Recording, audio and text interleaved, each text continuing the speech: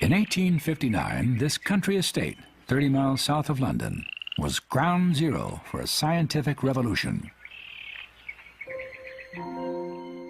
Here in the solitude of his study, Charles Darwin completed his landmark book on the origin of species.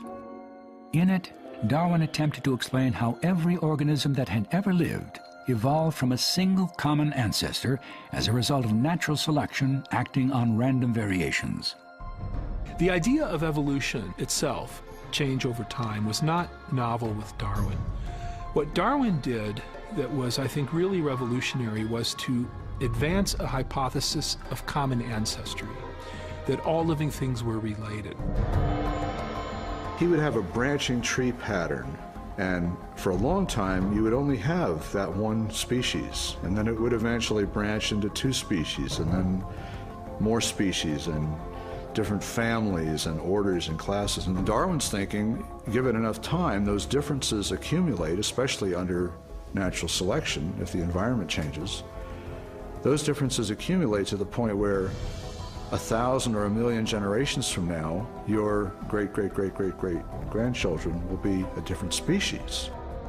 So it is both logically and almost aesthetically a unifying picture, a unifying image that pulls together the whole of life on Earth. And for many biologists, that kind of unification is very important. Common descent and natural selection became the twin pillars of modern biology, and Darwin's branching tree of life its foremost icon. Yet despite the clarity and detail of his argument, Darwin acknowledged a problem that defied explanation: the Cambrian fossil record. The distinctness of specific forms and their not being blended together by innumerable transitional links is a very obvious difficulty.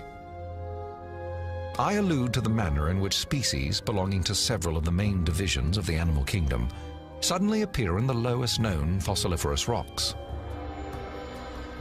When Darwin was writing The Origin of Species, it was well known at the time that the first fossils of animals appeared suddenly without precursors in the geological record.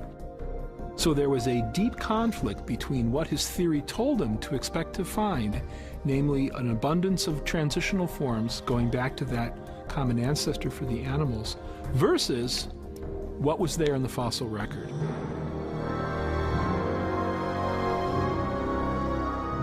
Darwin knew that if his theory was true, the older rock strata directly beneath the Cambrian layer should reveal a progression of fossils connecting simple earlier forms to complex animals like trilobites through a trail of incremental steps and failed biological experiments. Such evidence would document the trial and error process of natural selection. But Darwin says in The Origin, where are these transitional forms? They're not there in the fossil record. What we see instead are fully formed, discrete groups. Now that's a world-class puzzle for someone like Darwin.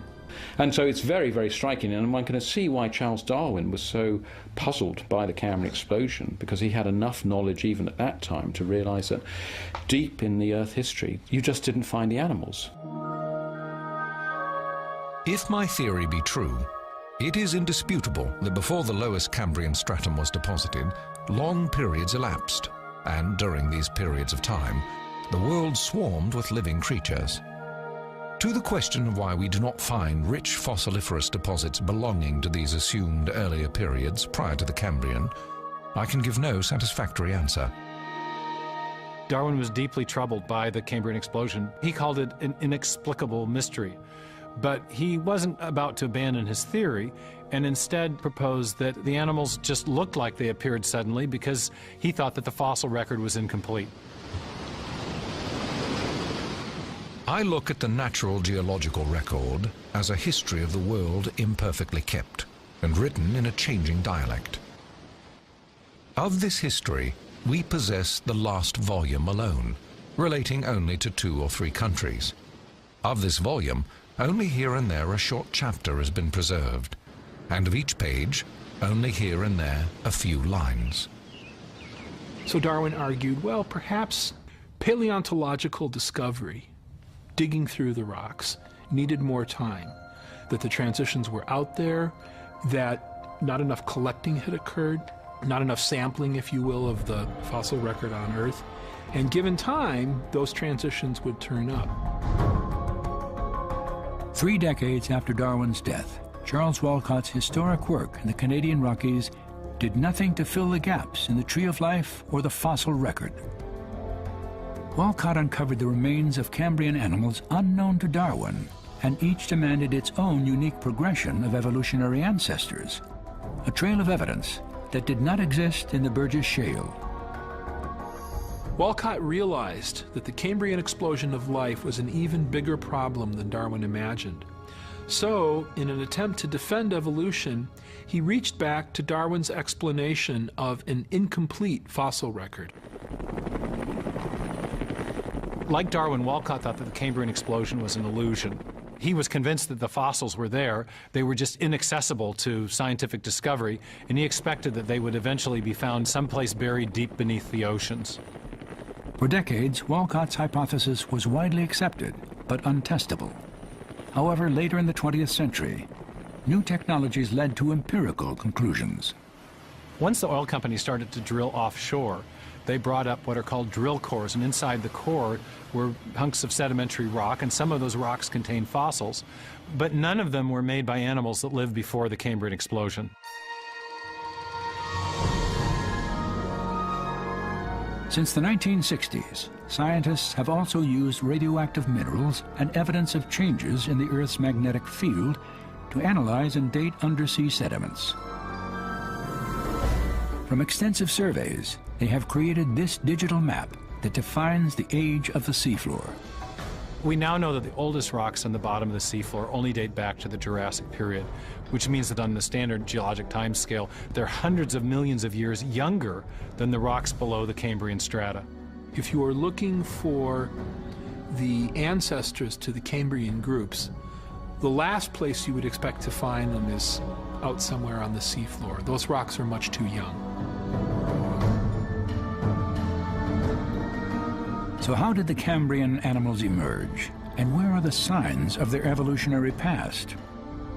Darwin and Walcott both confronted and failed to solve this mystery.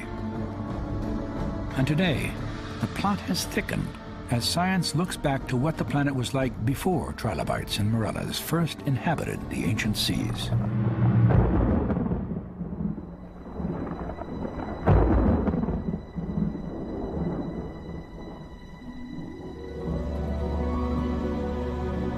According to standard estimates, almost 90% of the Earth's history took place during the Precambrian geological period.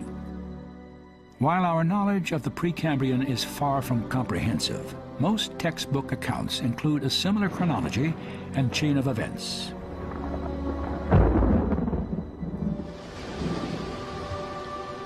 About 3.5 billion years ago, primitive life first appeared on Earth in the form of single-celled bacteria.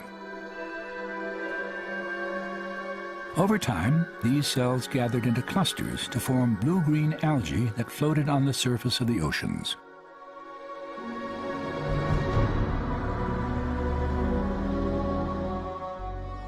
Life changed very little for more than 3 billion years.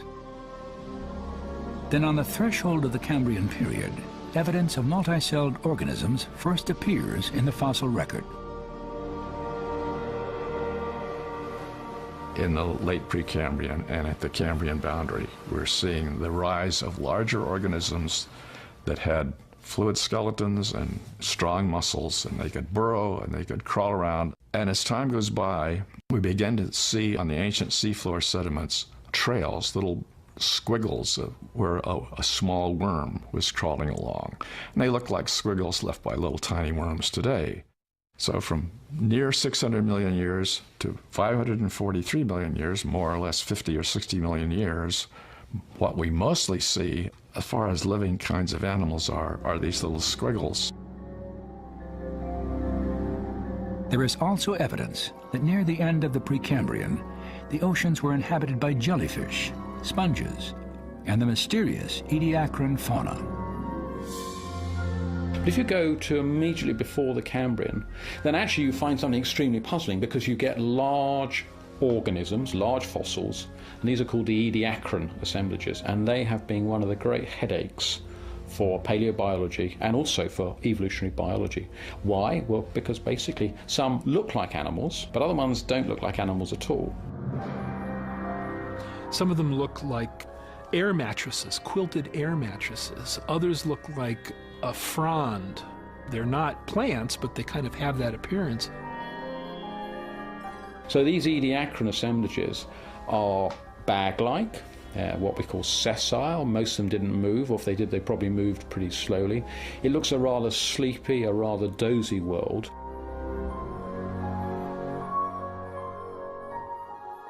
Whether the Ediacarans were actually animals or plants is still uncertain. But late in the Precambrian, they disappeared from the Earth. Then, long after their extinction, everything changed in a geological instant.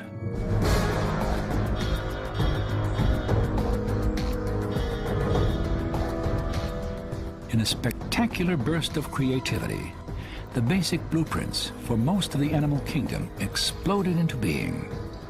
And for the first time, biologically complex structures like compound eyes, spinal cords, articulated limbs, and skeletons appeared on Earth.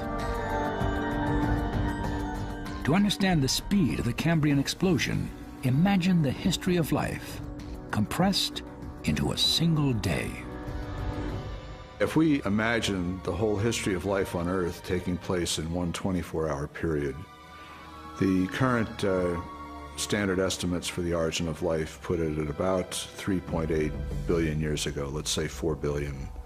So if we start the clock then, our 24-hour clock, 6 hours, nothing but these simple single-celled organisms appear, the same sort that we saw in the beginning. 12 hours, same thing. 18 hours, same thing. 3/4 of the day has passed, and all we have are these simple single-celled organisms. Then at about the 21st hour, in the space of about 2 minutes, boom, most of the major animal forms appear in the form that they currently have in the present. And many of them persist to the present, and we have them with us today. Less than 2 minutes out of a 24-hour period. That's how sudden the Cambrian explosion was. Since Darwin, excavations on every continent have revealed the magnitude of the explosion of life, an event that was clearly global in scope. Most recently, several discoveries in southern China have fascinated science and deepened the Cambrian mystery.